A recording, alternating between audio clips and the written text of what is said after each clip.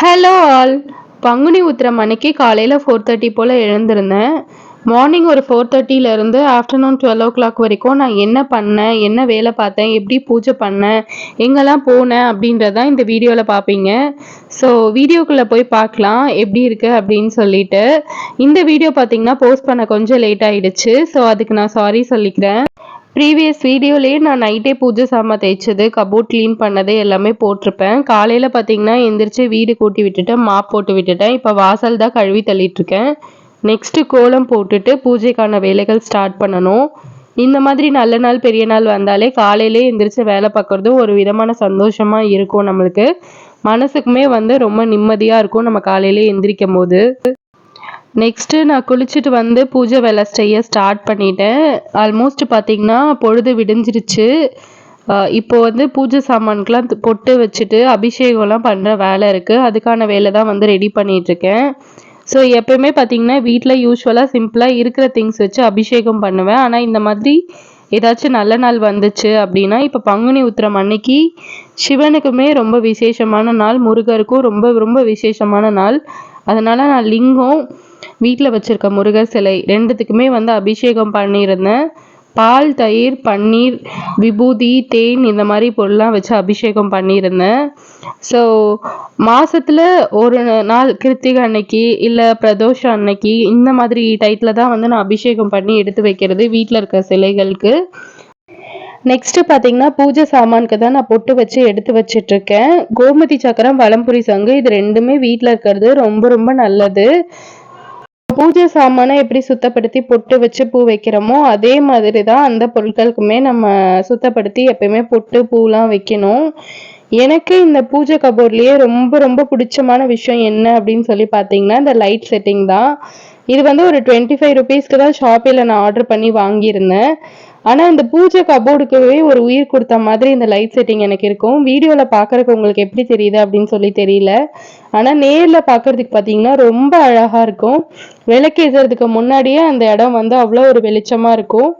ஏற்கனவே நான் உள்ள ஒயிட் லைட்டு லிங்கம் மேலே படுற மாதிரி வச்சுருப்பேன். அந்த லைட்டுமே போடும்போது அழகாக இருக்கும்.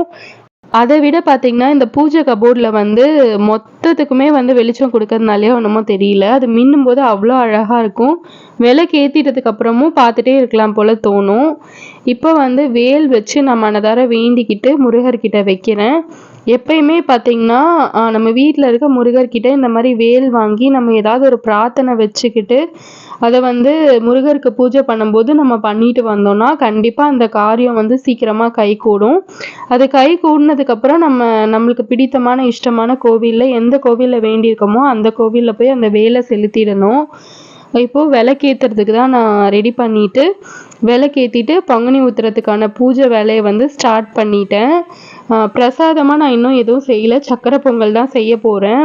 ஸோ கொஞ்சம் லேட் ஆகிடுச்சு அன்றைக்கி. அதனால் விளக்கேற்றிட்டு ஃபஸ்ட்டு சாமி கும்பிட்டுடலாம், அதுக்கப்புறமேட்டு நெய்வேத்தியம் வச்சு கற்பூர ஆரத்தி காட்டலாம் அப்படின்னு சொல்லி தான் நான் ரெடி பண்ணிகிட்ருக்கேன்.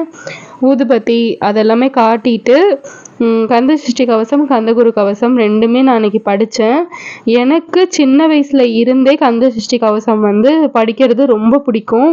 அது எவ்வளோ நேரம் ஆனாலும் பரவாயில்லன்னு சொல்லிட்டு நான் 2 புக்கையுமே கடகடன்னு படித்து முடிச்சிடுவேன். இப்போ குழந்தைய தான் ஸ்கூலுக்கு ரெடி பண்ணிகிட்ருக்கேன். அவனுக்கு அன்றைக்கி ஓப்பன் டே மீட்டிங் இருந்துச்சு. ஸோ ஒரு 10 o'clock போல் மிஸ்ஸு வர சொல்லியிருந்தாங்க. அதுக்குள்ளே பூஜை பண்ணிவிட்டு கோவிலுக்குமே போயிட்டு தான் ஸ்கூலுக்கு போகணும். ஸோ கடகடன் ரெடி ஆகிட்டு இருந்தோம்.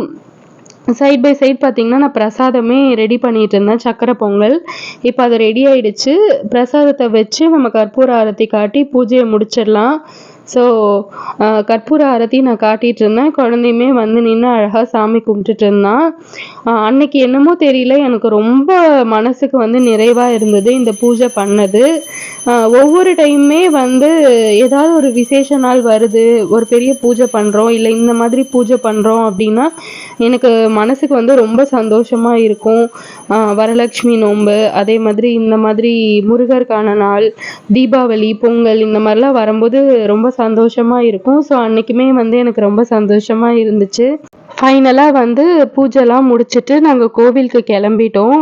ஸோ கோவிலுமே வந்து ரொம்பலாம் எதுவும் வீடியோ ஷூட் பண்ணலை. போயிட்டு சின்ன சின்ன கிளிப்பிங்ஸ் மட்டும் ஷூட் பண்ணிவிட்டு நல்லா சாமி கும்பிட்டுட்டு பிரசாதமே சாப்பிட்டுட்டு நாங்கள் நெக்ஸ்ட் ஒரு இடத்துக்கு போக வேண்டியது இருக்குது. இயர் எண்டு அப்படின்றதுனால குழந்தை வந்து டீச்சரை வந்து ரொம்ப மிஸ் பண்ணுவான். இந்த எல்கேஜி யூகேஜி டயத்தில் குழந்தைங்கள கேர் பண்ணிக்கிறது வந்து ரொம்ப கஷ்டம். ஆனால் அவங்க ஸ்கூலில் 2 மிஸ்ஸுமே எல்கேஜி மிஸ் யூகேஜி மிஸ் 2 பேருமே ரொம்ப நல்லா கேர் பண்ணிக்கிட்டாங்க. ஸோ மிஸ்ஸுக்கு ஏதாவது கிஃப்ட் வாங்கணும் அப்படின்னு சொல்லி தான் தேடிட்டு இருந்தான். ஃபைனலாக ஒரு கிஃப்ட்டுமே வாங்கி மிஸ் கிட்ட கொடுத்தான்.